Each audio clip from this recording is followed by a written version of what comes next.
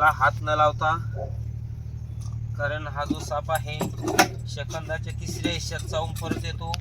तुम्ही कोणताही हा साप पकडण्याचा हाताळण्याचा प्रयत्न करू नका. आपण माहितीसाठी या सापाचे 4 फोटो. तर मित्रांनो बघा, आपल्याला एक साप रेस्क्यूसाठी कॉल आलेला आहे.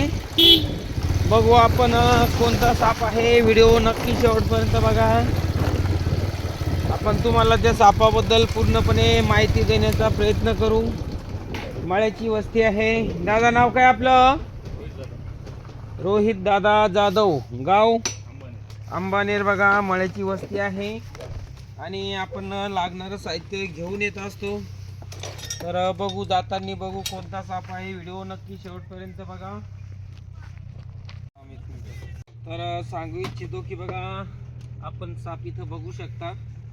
अत्यंत विषारी घोणस, याला रसल वायपर या नावाने सुद्धा ओळखलं जातं.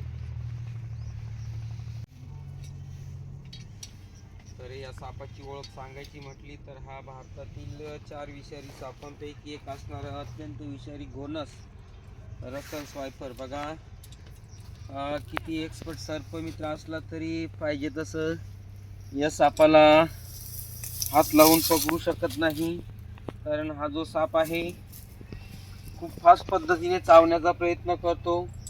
धोका वाटल्यास कुकरच्या शिट्टीसारखा आवाज मारतो आणि बघा विष सुद्धा फेकण्याचा प्रयत्न करतो. हे बघा खूप चंचल असतो. बघा म्हणून आपण गॉगल आहे तो गॉगल लावलेला आहे. कदाचित तो विष पण फेकू शकतो. आणि हा जो साप आहे थंडीमध्ये जास्त प्रमाणात निघतो. अजून थंडीचा मोसम चालूच आहे. आणि हा जो साप आहे अंडे न घालता पिल्लांना जन्म देतो.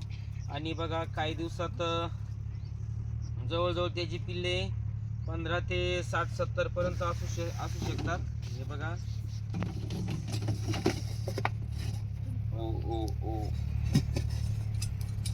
तर बघा हा जो साप आहे आपण काळजी, सुरक्षितता आणि मेहनतीनुसार बरणीमध्ये पॅक करण्याचा प्रयत्न करू. याला हात न लावता, कारण हा जो साप आहे सेकंदाच्या 3ऱ्या हिश्श्यात चावून परत येतो. खूप फास्ट पद्धतीने याची मुवमेंट असते. आपण बऱ्याच घटना या सापाबद्दल बघू शकता.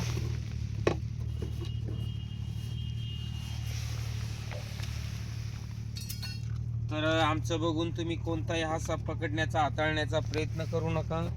आपण माहितीसाठी या सापाचे 4 फोटो स्क्रीनवर टाकत आहे. आणि व्हिडिओ आवडल्यास माझ्या चॅनलला एकदा लाईक, आपल्या मित्रांसोबत शेअर आणि सबस्क्राईब करायला विसरू नका. धन्यवाद.